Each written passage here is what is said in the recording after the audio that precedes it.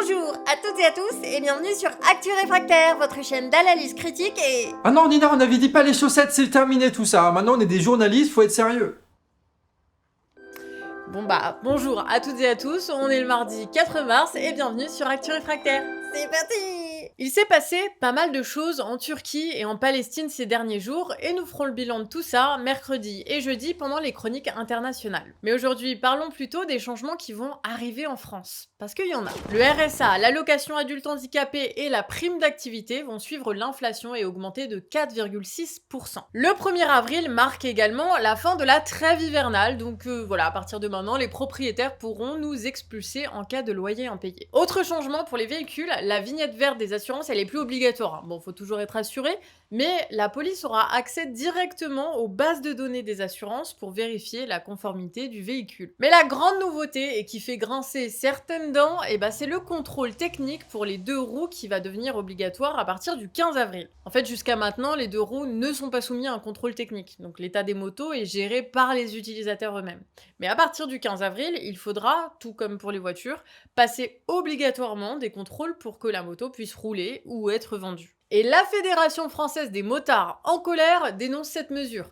Pour eux, seulement 0,3 des accidents sont d'origine technique. En fait, c'est essentiellement des problèmes humains ou d'infrastructures comme des routes mal entretenues qui les causent. En plus, c'est facile pour un motard de camoufler lors du contrôle les débridages de son véhicule, donc il dénonce une mesure inutile et coûteuse qui sert les intérêts de l'État, qui prendra sa taxe, et des intérêts privés qui accéderont au juteux marché des contrôles techniques des deux roues. Et cette même fédération organise la fronde. Il lance un appel aux motards le 14 avril contre ce nouveau contrôle technique. Sur leur site internet, ils mettent aussi à disposition une carte où ont lieu tous les rassemblements prévus et il est possible d'aider à organiser une manifestation dans ton coin en contactant les antennes locales de la fédération. Par exemple, en Réunion, il y a des motards qui ont mené une opération pour dénoncer les nids de poules. Mais la fédération va plus loin avec le hashtag Balance ton centre qui appelle les motards à boycotter les garages auto qui comptent leur faire les contrôles techniques. Et tous les liens sont bien sûr en description. Dernière info en France, la Sécu a dressé un bilan en 2023 sur les fraudes à l'assurance maladie.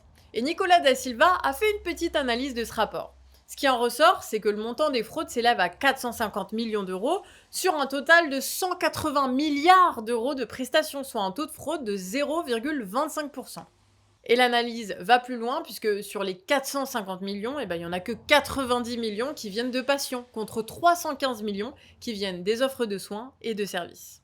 Voilà donc de quoi casser les campagnes là en ce moment sur la responsabilité des patients qui justifie de taper encore et encore sur la sécu pour remplir les budgets de l'État. En Allemagne, c'est un jour de fête puisqu'une loi a officiellement mis fin à la prohibition du cannabis. Alors il est maintenant légal d'en consommer et il sera bientôt possible d'en acheter dans des clubs réglementés. L'achat il sera limité à 25 grammes par personne et par jour et pas plus de 50 grammes dans le mois. Et les objectifs sont multiples. Réglementer la production permet une meilleure qualité de la marchandise et des prix plus bas que sur le marché parallèle. Et conséquence, la police ne fera plus la chasse au cannabis, les prisons vont se vider et le trafic va perdre sa rentabilité, avec peut-être à terme une réduction de ce trafic illégal et de tout ce qui l'amène. Alors qu'ici, avec leur réparation PlaceNet XXL et la surpénalisation des consommateurs, l'État français mène une lutte frontale contre le trafic sans jamais s'attaquer à la base du problème, la prohibition et le chômage qui poussent beaucoup à entrer dans le trafic. Le pays le plus répressif d'Europe est donc aussi celui qui a le plus de consommateurs et où le trafic est loin d'avoir été résolu. Voilà donc une expérimentation en Allemagne dont il sera très important de suivre les conclusions parce que ici en France, c'est pas le même délire. Et aujourd'hui, dans la chronique corruption, on commence par parler de ce paradis fiscal au cœur de la Côte d'Azur, j'ai nommé Monaco. La principauté doit sa prospérité à la banque et à l'immobilier, notamment grâce à sa fiscalité très avantageuse. Et évidemment, quand il y a beaucoup d'argent en jeu, on parle de conflits d'intérêts, de détournement de fonds et d'abus de confiance. Mais cette fois, il semblerait que la couronne soit vraiment en difficulté parce que les deux camps l'impliquent directement. Et qu'en réponse, une partie de ces gens ont été limogés et s'affrontent dans des procédures judiciaires mettant en cause la gestion d'Albert II. Voilà donc une affaire à suivre.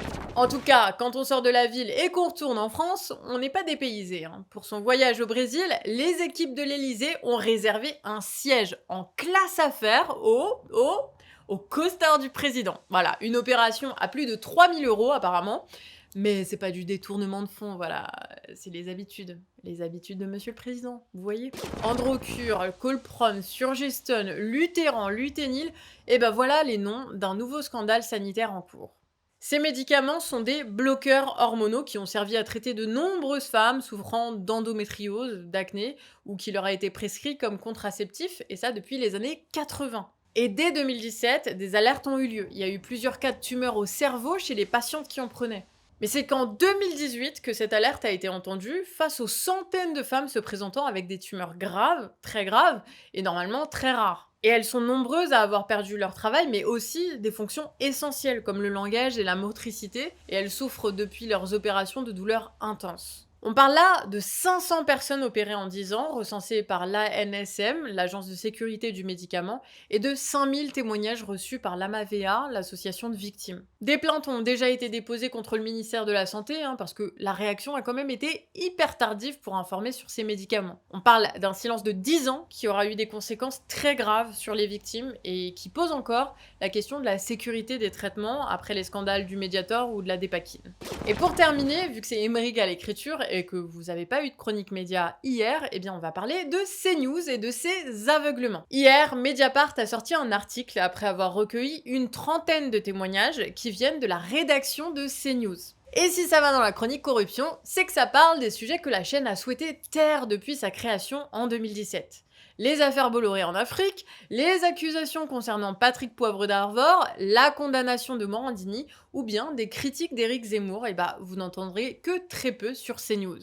On apprend aussi dans l'article que l'affaire Fillon a été décalée de plusieurs heures sur la chaîne et que des images de manifestations contre les violences policières ont tout simplement été retirées. Et aussi qu'un sujet sur les coupures de courant de militants CGT a été reproché aux journalistes qui l'avaient réalisé. Bref, des aveuglements mais bien conscients qui sont reprochés en interne dans la chaîne et qui ajoutent à la crise autour de la bolosphère. Et bien voilà, c'est tout pour aujourd'hui. Je vous rappelle qu'on est en période de financement, donc si notre travail te plaît, eh bien tu peux nous soutenir. Toutes les infos sont en description et qui sait, peut-être qu'un jour on fera une émission complète avec des chaussettes. Voilà. Et d'ici là, bonne soirée et à demain, 19h. J'ai perdu la voix là, de la marionnette. Bref, on a besoin d'argent s'il vous plaît les gens. Faire mieux que ça, mieux que les marionnette.